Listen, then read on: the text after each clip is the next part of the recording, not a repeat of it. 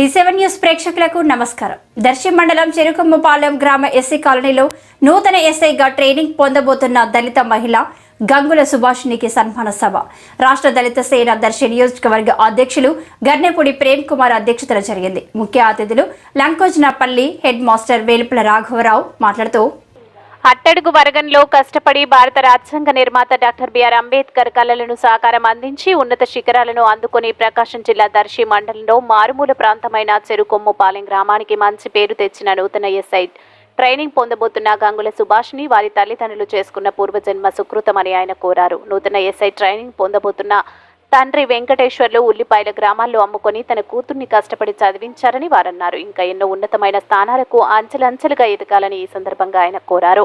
ఈ కార్యక్రమంలో రాష్ట్ర దళిత సేన దర్శి నియోజకవర్గ ప్రధాన కార్యదర్శి రాచపూడి మోషే, గోగు వెంకటేశ్వర్లు, దిట్ల రమేష్, ఇత్తడి కాంతారావు, గర్నెపూడి ప్రేమ్ కిషోర్, ఆదిశేషయ్య, నూతలపాటి కళ్యాణరావు, వెంకటేశ్వర్లు, నారాయణ అనంతరం ఘనంగా నూతన ఎస్ఐ ట్రైనింగ్ పొందుతున్న గంగుల సుభాషిణికి ఘనంగా సత్కరించడం జరిగింది. అలాగే ఈ సన్మానాన్ని చూడడానికి చేసిన మా గ్రామ ప్రజలందరికీ నా హృదయపూర్వక నమస్కారాలు. నేను ఎస్ఐగా సెలెక్ట్ అవ్వడానికి మూలాధారమైన డాక్టర్ బిఆర్ అంబేద్కర్ గారికి నా పాదాలు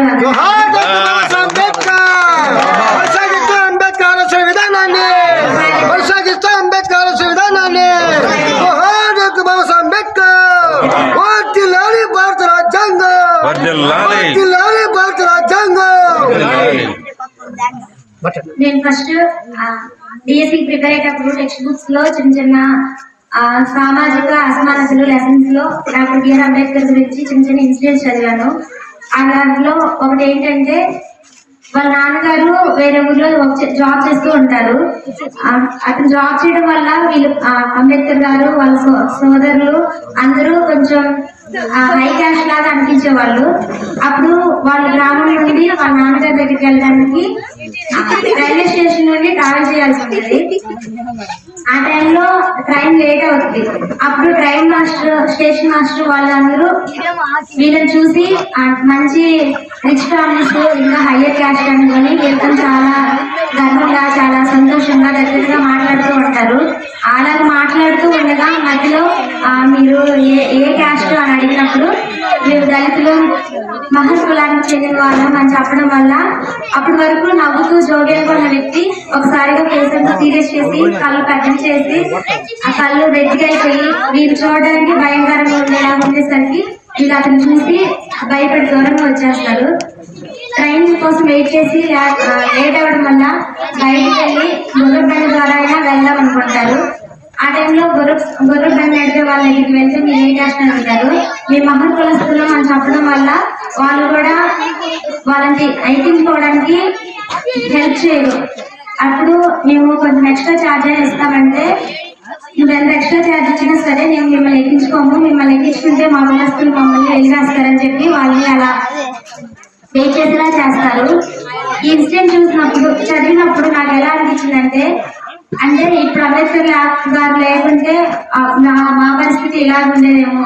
ఇప్పటి వరకు మాకు అక్కడక్కడ క్యాస్ట్ ఫీలింగ్ ఎదుర్కొన్నామేమో కానీ మరి ఇలాగా బస్సెస్ లో కానీ ట్రావెలింగ్ టైంలో కానీ మరి ఇలా ఎప్పుడు అనిపించలేదు. అంటే మొత్తం అంబేద్కర్ గారి కృషి వల్లే మేము ఇప్పుడు ఇంత హ్యాపీగా అందరితో కలిసి నివసించగలుగుతున్నాం అనిపించింది. ఇంకో ఇన్సిడెంట్ ఏంటంటే, మనందరికీ తెలిసిన విషయమే, అంబేద్కర్ గారు మన దేశ ఫస్ట్ న్యాయశాఖ మంత్రిగా పనిచేశారు. ఇది మనకి ఎంతో గర్వకారణం. ఒక దళితుడు అయ్యింది రాజ్యాంగం రచించి ముసాయిదా కమిటీకి అధ్యక్షుడిగా అయ్యి మన దేశ న్యాయశాఖ మంత్రిగా తొలి న్యాయశాఖ మంత్రిగా పనిచేశారు.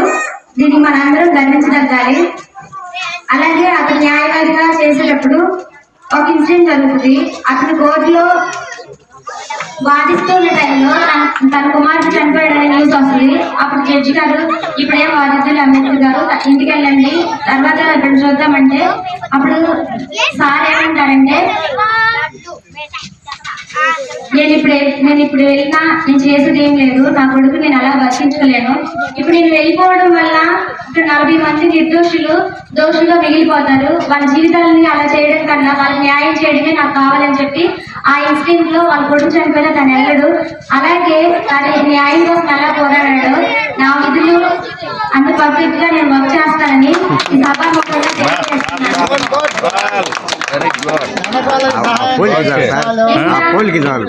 ఇప్పుడున్న పిల్లలందరూ నన్ను చూసి నాలాగా ఒక్కలైనా మారితే నాకు అంతే చాలు. ఇంకా ఫస్ట్ నా కళ ఏంటంటే మా ఊర్లో ఇప్పటి వరకు గర్ల్స్ లో ఎవరు ఎంప్లాయీస్ లేరు, గవర్నమెంట్ ఎంప్లాయీస్. ఫస్ట్ నేనే అవ్వాలని కోరుకున్నాను, నా కళ నెరవేరింది.